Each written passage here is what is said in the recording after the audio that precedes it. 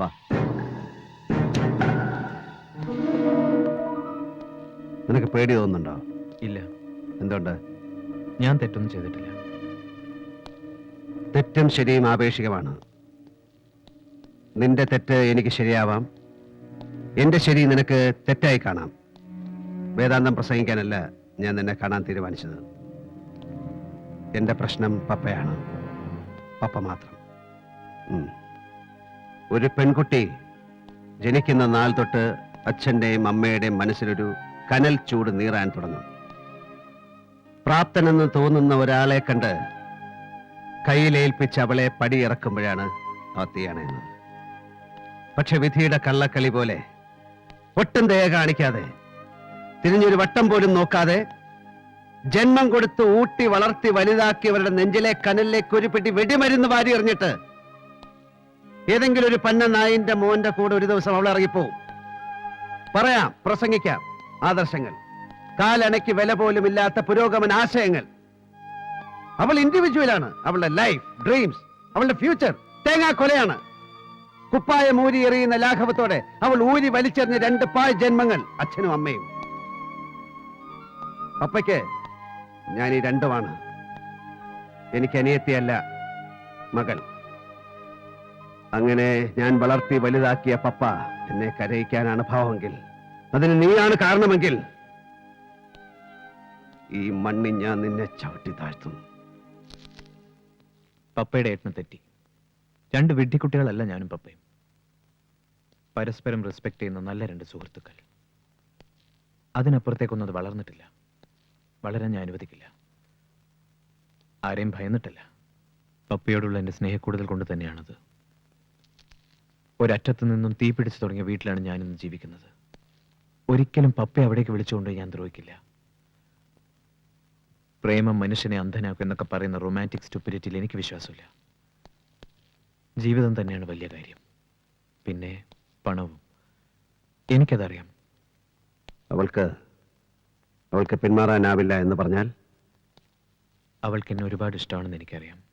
പക്ഷേ അവൾ ഈ ഭൂമിയിൽ ഏറ്റവും വലിയതായി സ്നേഹിക്കുന്ന, ബഹുമാനിക്കുന്ന അവളുടെ ദൈവമാണ് നിങ്ങൾ. എന്റെ പൂർണ്ണ സമ്മതത്തോടെ ഈ വിവാഹം നടക്കുകയാണെങ്കിൽ നീ അതിനെക്കുറിച്ച് ചിന്തിച്ചിട്ടുണ്ടോ? ഞാൻ പകൽ സ്വപ്നങ്ങൾ കാണാറില്ല. അത് നല്ലത്. എനിക്ക് നിന്നെ ഇഷ്ടമാവുന്നു. പപ്പയെക്കുറിച്ച് നിനക്കറിയാത്ത ചില കാര്യങ്ങളുണ്ട്. നിങ്ങൾ തമ്മിൽ എത്ര വലിയ ഫ്രണ്ട്ഷിപ്പ് ആണെങ്കിലും നിന്നോട് അവൾ പറയാനിടയില്ലാത്ത ചില കാര്യങ്ങൾ. നീ അതറിയണം. നിർബന്ധമില്ല. എനിക്ക് നിർബന്ധമുണ്ട്. കച്ചവടങ്ങൾ ഓരോന്നായി പൊട്ടിപ്പൊളിഞ്ഞു. വിൽക്കാൻ പറ്റുന്ന പലതും വിറ്റ് തീർന്നു. കോളിയോടന്മാര് പൊളിഞ്ഞു പാളീസ.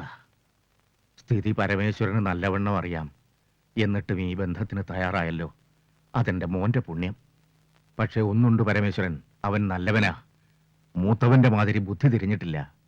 ചെയ്തത് അബദ്ധമായി പോയിന്ന് നാളെ പരമേശ്വരന് തോന്നില്ല. ആവശ്യത്തിലേറെ കയ്യിലിരിക്കുമ്പോഴും ആവശ്യങ്ങളില്ലാതിരിക്കുമ്പോഴും പണം വെറും കടലാസ് കെട്ടുകളാണ്. ഞാൻ അങ്ങനെ കാണുന്ന ഒരാളാണ്.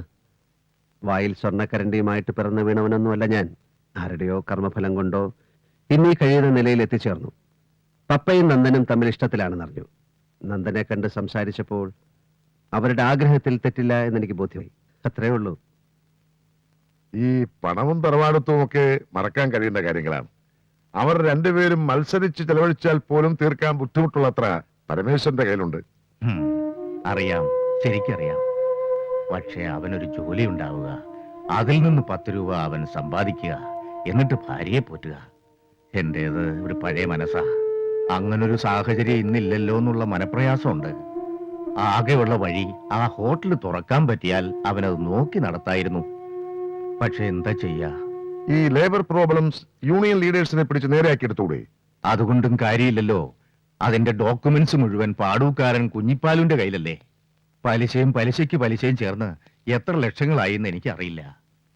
കുഞ്ഞിപ്പാലു കണ്ണി ചോരയില്ലാത്തവനാ. ഒരു കോംപ്രമൈസിനും നിൽക്കില്ല. അയാൾക്കത് സ്വന്തമാക്കണം. അയാൾ ഈ പട്ടണം ഒരറ്റം മുതൽ വിഴുങ്ങിക്കൊണ്ടിരിക്കുകയല്ലേ. അല്ല, ലേബർ പ്രോബ്ലംസ് കുഴപ്പമില്ല. യൂണിയൻ നേതാക്കൾ വിപ്ലവം പറയും, നമ്മൾ നോട്ട് കെട്ടുകളുടെ കണക്ക് പറയും. അതൊരു പോയിന്റിൽ ധാരണയിലെത്തും. പിന്നെ കുഞ്ഞിപ്പാലു നമുക്കയാലൊന്ന് കാണണമല്ലോ സ്വാമി.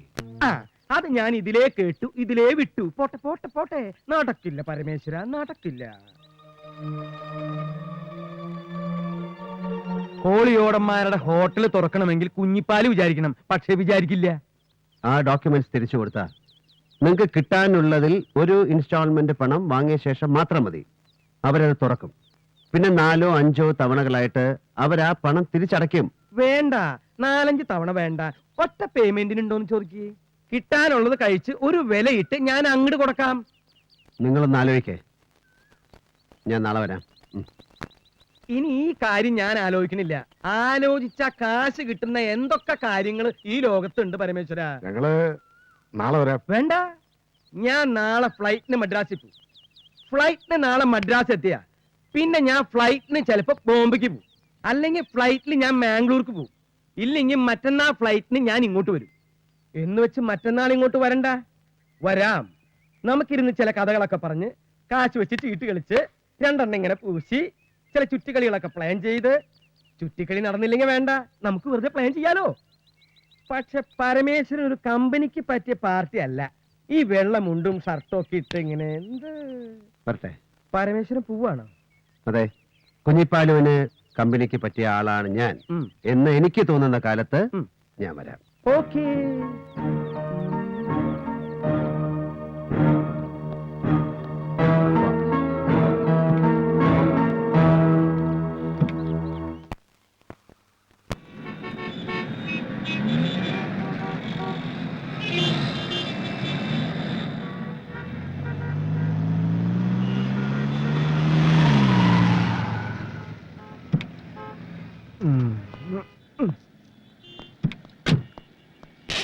അയ്യോ, ക്ലീൻ കരോ.